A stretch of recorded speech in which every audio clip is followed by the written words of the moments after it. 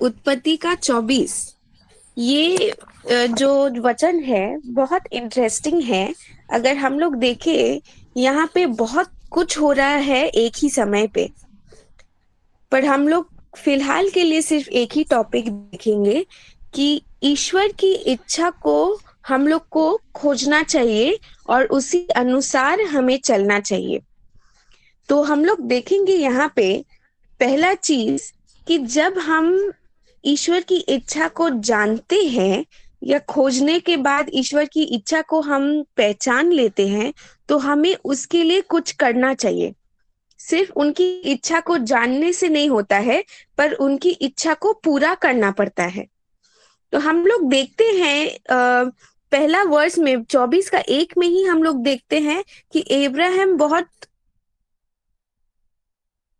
बूढ़ा हो गया था, अपने उम्र में बहुत आगे बढ़ चुका था और ईश्वर ने उसको बहुत आशीष दिया था।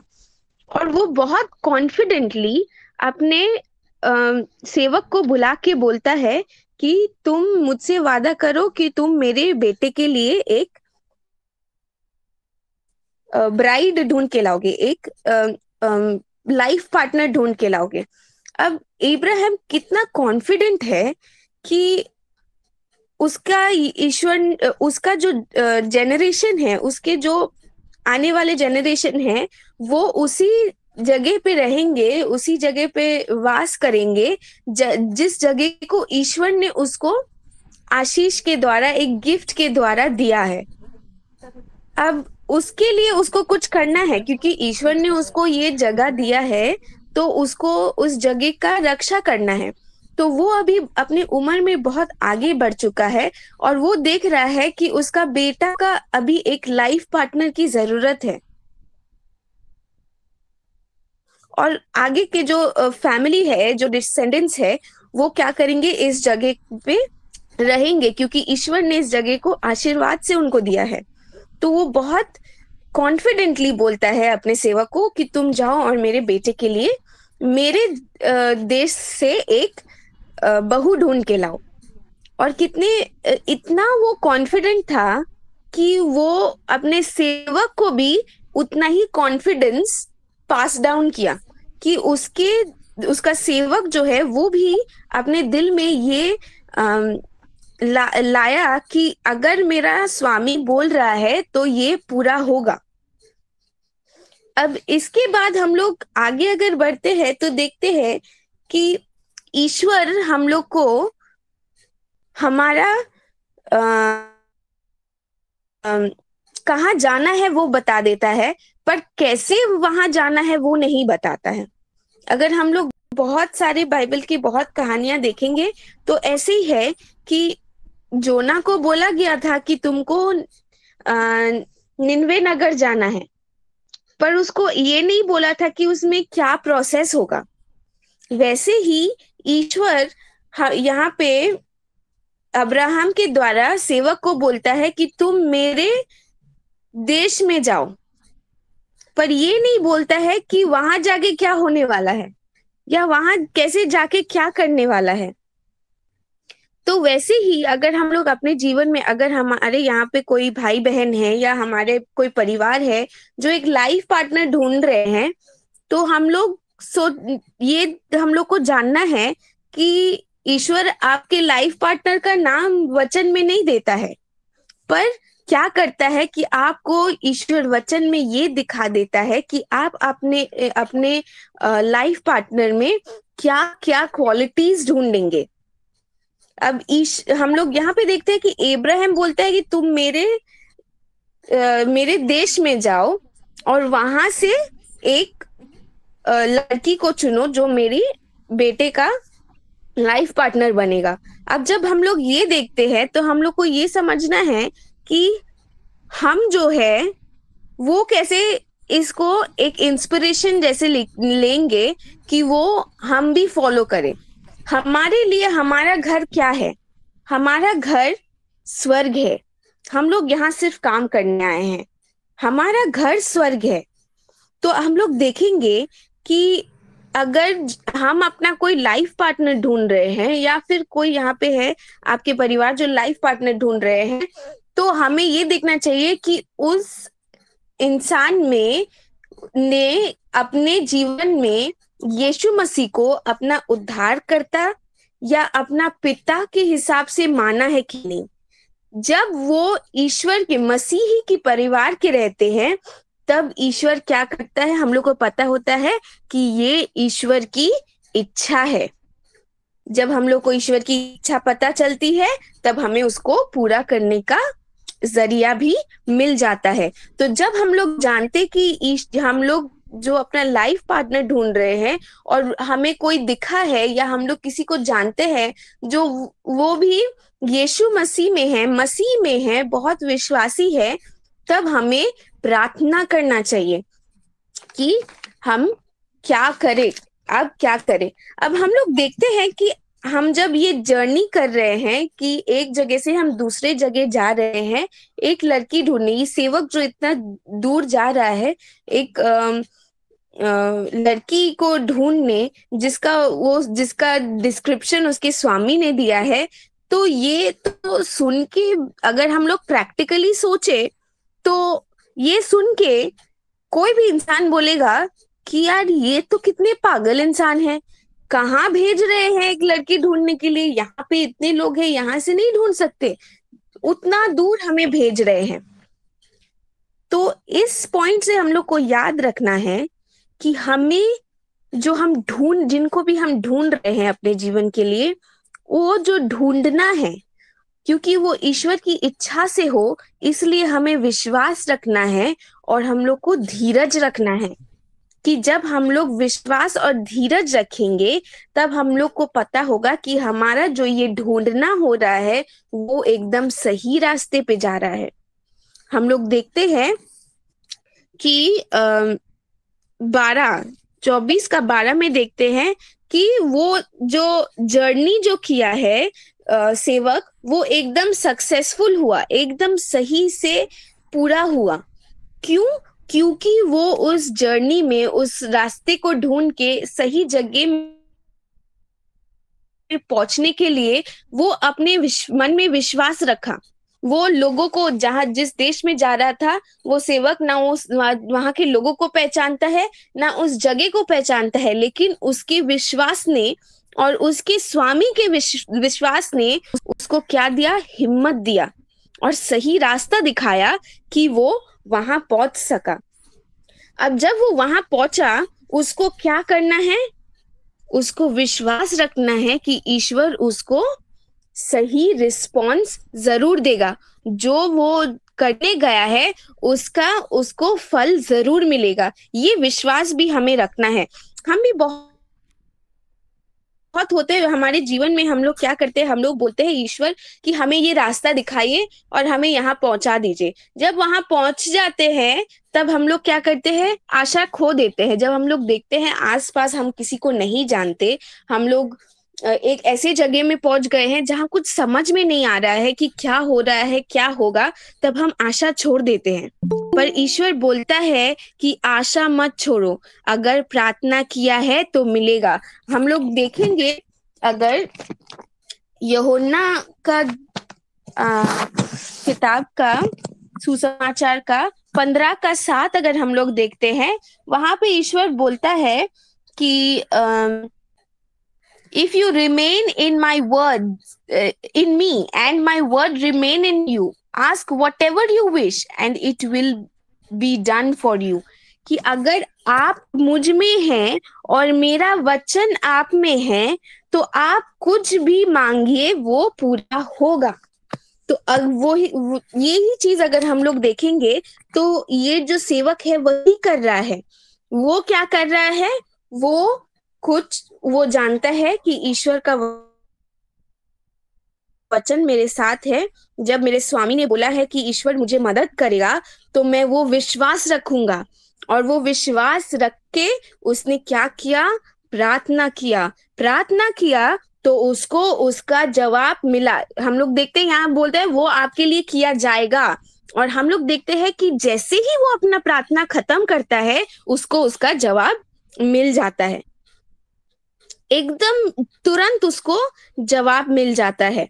इसके बाद हम लोग देखते हैं कि अगर आपके मन में, अगर हम लोग कहीं, अब अब अगर हम लोग प्रैक्टिकल लाइफ में देखेंगे, तो हम लोग जब एक मसीह लाइफ पार्टनर ढूंढते हैं, तो बहुत मसीह लाइफ पार्टनर है, बहुत लोग हैं जो मसीह लाइफ पार्टनर बनने के लायक है। लेकिन हर आदम के लिए एक हवा है, और एक हर हवा के लिए एक आदम बनाया गया है, जो ईश्वर ने आपको साथ में लाने के लिए योजना की है। तो अब ये क्या करता है, हम लोग देखते हैं सेवक वहां जाके बोलता है, मैं तो अपने स्वामी के घर वाले देश में पहुंच गया हूँ, स्वामी के देश पहुंच गया हूँ, पर यहाँ पे तो बहुत औरतें होंगी। तो वो क्या करता है, वो उसको क्या करता है, छोटा कर देता है कि ये ईश्वर, मैं जिससे पानी मांगू वो मुझे पानी दे, संग संग बिना मेरे बोले मेरे ऊंटों को भी पानी दे, तो मैं जानूंगा कि वही आपने उसे ही चुना है। वैसे ही हमारी जिंदगी में, हमारा जीवन में वो प्रार्थना होना चाहिए कि अगर ईश्वर आपने बहुत सारे विश्वासियों को मेरे सामने रखा है, पर आप मेरे आंख को खोलिए ताकि मैं ये समझ सकूं कि आपने मेरे लिए किसको चुना है। क्योंकि अगर हम लोग ईश्वर की इच्छा से चुनते हैं तो हमारा जिंदगी सफल होता है। जब हम अपने दिमाग से सोचते हैं, हमारे दिल से सोचते हैं, तो हम गलत हो सकते हैं। क्योंकि ईश्वर का नॉलेज, ईश्वर का प्यार सबसे प्योर है, एकदम निष्पाप है। लेकिन इंसान का दिल और दिमाग पाप करने के लिए बहुत ज्यादा टेम्प्टेड होता है।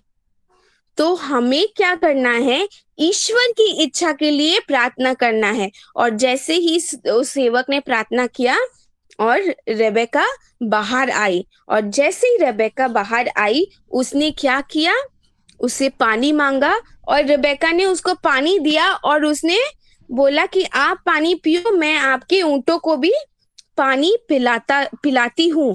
तो अभी देखते हैं कि ये प्रार्थना जो सेवक करता है, उसके बाद बाद एक ही सेम सेम चीज दो बार हम लोग देखेंगे। जब रेबेका बोलती है तो ये क्या हो गया है, रिपीटेशन हो गया है।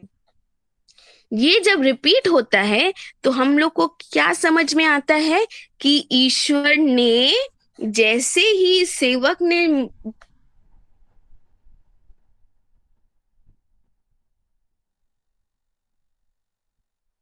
आंखों को खोल दी कि यही है जो तुम्हारे लिए ढूंढा है, तुम्हारे लिए मैंने ढूंढ के रखा है, ताकि तुम इसको अपने स्वामी के पास ले जा सको। हम लोग अगर ऐसा ही देखेंगे, भजन संहिता 119 का, भजन संगीता 119 का हम लोग 10 और 11 अगर देखते हैं, क्या बोलता है, I seek you with all my heart, do not let me stray from your commands, I have hidden your word in my heart that I might not sin against you. अगर ये हम वचन देखते हैं तो हम लोग फिर से ये समझ सकते हैं कि हम अपना दिल में ईश्वर का वचन रखेंगे, ताकि हम पाप में ना खो जाए और हम पाप ना कर बैठे।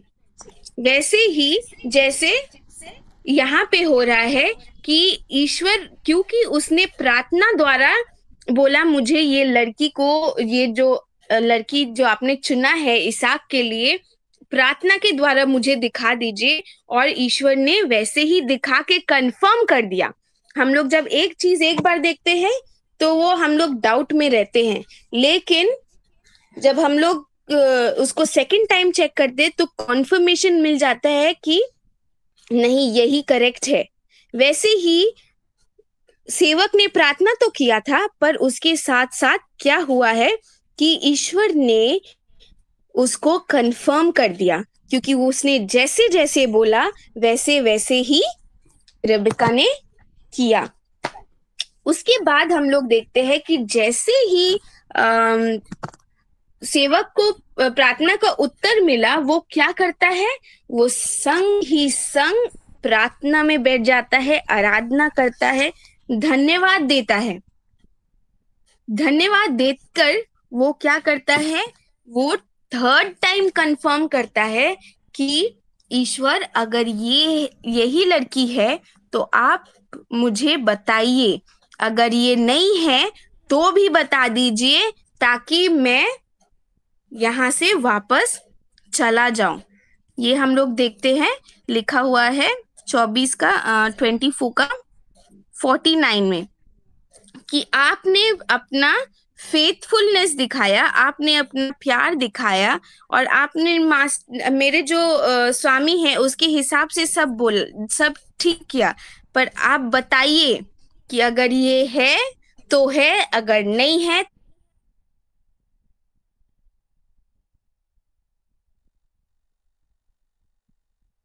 कभी किसी को अपना लाइफ पार्टनर, आपको लगा कि ईश्वर ने आपको आपके जिंदगी में आपका लाइफ पार्टनर को लेके आया, लेकिन आपके मन में कोई डाउट आया, तो संग संग प्रार्थना कीजिए।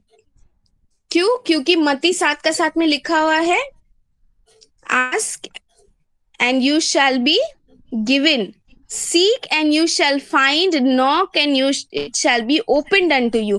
अगर कोई भी चीज है, कोई भी डाउट है, पूछिए। अपने पिता से नहीं पूछेंगे तो किससे पूछेंगे? पिता ही ना सही रास्ता दिखाएंगे आपको।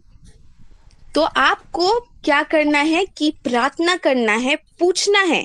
सिर्फ प्रार्थना नहीं, पर प्लीज बोलना है, प्लीज मुझे बताइए कि ये सही है या नहीं है। और जब आपको उसका उत्तर मिले तो आप ईश्वर को धन्यवाद दीजिए। जैसे आप धन्यवाद देते हैं तो आप बहुत आशीषित होते हैं। जब आपको ये हम लोग इसके बाद पोर्शन देखते हैं कि आपको क्या करना है। जब आपको उत्तर मिल गया है तो आपको खुद को समर्पण करना है और ईश्वर के इच्छा को मानना है। अब हम इतनी देर तक सेवक के पॉइंट ऑफ व्यू से देख रहे थे, अब हम लोग रेबेका के पॉइंट ऑफ व्यू से देखेंगे कि रेबेका को पता चल गया, उसको तभी पता चल गया कि ये इस इंसान को ईश्वर ने भेजा है। इसीलिए वो क्या करती है, वो संग संग मान जाती है कि कहाँ जाएगी, उस सेवक के साथ जाएगी इसहाक के पास, इसहाक से शादी करने के लिए। ये चीज आपको क्या याद दिलाता है? आपको कोई कैरेक्टर याद दिलाता है? अगर हम लोग देखें तो हम लोग देख सकते हैं कि रेबेका का काम, वो उसका जो रिएक्शन था वो बिल्कुल अब्राहम की तरह था। अगर हम लोग पीछे देखेंगे तो उत्पत्ति 12 का 1 में भी जैसे ही ईश्वर ने अब्राहम को बोला कि तुम अपना देश छोड़ के दूसरे देश जाओ, तो अब्राहम बिना सोचे ईश्वर पे विश्वास रख के निकल पड़ा। वैसे ही रेबेका क्या करती है, जैसे ही उसको पता चलता है कि ईश्वर उसको एक जगह लेके जा रहा है, अपने परिवार से दूर, अपने देश से दूर, वो क्या करती है, ईश्वर पे अटूट विश्वास रख के आगे बढ़ती है। तो यहाँ पे दिखा रहा है कि अब्राहम के कुछ कुछ क्वालिटीज जो है रेबेका में है, तो वो क्या बनेगी, उसके बेटे के लिए सही ब्राइड बनेगी, सही पत्नी बनेगी। तो वो क्या करती है, सबमिट करती है, खुद को समर्पण करती है और ईश्वर की इच्छा अनुसार चलती है। हम लोग देखते हैं कि मतलब एक लड़की अपने पिता का घर छोड़ के, अपना देश छोड़ के अनजान इंसान के साथ क्यों जाएगी? अगर उसका विश्वास ईश्वर में ना हो, वो कभी ऐसा नहीं करेगी। तो अगर ईश्वर में विश्वास है तो हम लोग क्या करते हैं, समर्पण करते हैं और आगे बढ़ते हैं। फिर हम लोग को क्या है कि ये याद रखना है कि हाँ, अगर हम लोग देखेंगे यहाँ पे उत्पत्ति 24 का 7 का देखेंगे कि वहां पे उसको आशीष दिया जा रहा है। और जो आशीष है देखिए एकदम ईश्वर का जो प्रॉमिस है अब्राहम के साथ, उसके साथ कितना मिलता जुलता है। ईश्वर ने अब्राहम को बोला कि तुम्हारे जो डिसेंडेंट्स होंगे वो आकाश के तारे के जैसे होंगे और रेत के जैसे होंगे कि गिना ना जाए। और यहाँ पे भी वैसे ही एक आशीष उसको दिया जा रहा है, रेबेका को दिया जा रहा है, जो कंफर्म, फिर से कंफर्म करता है कि ईश्वर ने रेबेका को इसहाक के लिए चुना है। हम लोग अब्राहम का को दिया हुआ ये प्रॉमिस हम लोग उत्पत्ति 22 का 17 में हम लोग देख सकते हैं कि दोनों का कितना मिलता जुलता है। तो हम लोग को क्या करना है, या इस पूरे स्टोरी से हम लोग देखते हैं कि कैसे हम लोग ईश्वर का जो प्रॉमिस है उसके ऊपर हम लोग को कॉन्फिडेंस रखना है, जैसे ही अब्राहम ने रखा था। दूसरा चीज क्या देखेंगे कि हम लोग को कहाँ जाना है पता है, पर कैसे जाना है नहीं पता है। तो हमें विश्वास रखना है कि हम आगे जो ढूंढ रहे हैं वो विश्वास से ढूंढे। तीसरा चीज कि हम लोग विश्वास रखें कि ईश्वर हमें जवाब देगा। चौथा चीज हम लोग देखते हैं कि अगर आपके मन में कोई भी क्वेश्चन है तो वो आप पूछे, प्रार्थना के द्वारा आप पूछे और ईश्वर आपको आंसर देगा। अगर फिर भी डाउट है तो आप ईश्वर को प्लीड करें, बार बार बोले प्लीज मुझे सही रास्ता दिखाए। और जब आपको सही रास्ता मिल जाता है तो पांचवा चीज क्या, आप धन्यवाद दे ईश्वर को। जब ईश्वर को धन्यवाद देने के बाद आप क्या करेंगे कि आप खुद को समर्पण करेंगे। छठवा चीज कि आप खुद को समर्पण करेंगे और विश्वास में उसको मान कर आगे बढ़ेंगे। और सेवेंथ है कि हम लोग हमेशा ईश्वर के फेथफुलनेस, उनका प्यार को कभी डाउट नहीं करेंगे, बिलीव करेंगे कि उसने अगर प्रॉमिस किया है तो वो पूरा करेगा। और ये सिर्फ लाइफ पार्टनर ढूंढने में नहीं, अपने जीवन के कोई भी सिचुएशन में हमें ईश्वर की इच्छा को खोजना चाहिए और उस हिसाब से हमें आगे बढ़ना चाहिए। अगर हम लोग ईश्वर की इच्छा के अलावा कुछ और करना चाहेंगे तो हमेशा हमारे रास्ते में कोई ना कोई प्रॉब्लम आएगा। तो आज मैं आप सबको चैलेंज करना चाहूंगी कि आप लाइफ पार्टनर ढूंढ रहे हो या कुछ भी कर रहे हो अपने जीवन में, ईश्वर की इच्छा को पहले खोजो और उसी अनुसार आगे बढ़ो। धन्यवाद ईश्वर को इस वचन के लिए कि उन्होंने हमें बहुत कुछ सिखाया। जय मसीह। जय मसीह की, जय मसीह की। बहुत बहुत श्रेष्ठ वचन आज हमने सुनाया है रिबका सरकार जी के द्वारा। धन्यवाद रिबका सरकार जी। आइए हम प्रार्थना करेंगे। नवीन चौधरी जी नेपाल से वचन के द्वारा हम आशीष पाने के लिए प्रार्थना कीजिए। क्लोजिंग प्रेयर छोटी सी। नवीन चौधरी जी अनम्यूट कीजिए जी। Okay, thank you very much रेवका सिस्टर, जिसने बहुत बढ़िया मैसेज अभी हम लोग के बीच में रखे हैं। परमेश्वर उनको बहुत बहुत आशीष ने। 7 पॉइंट्स था।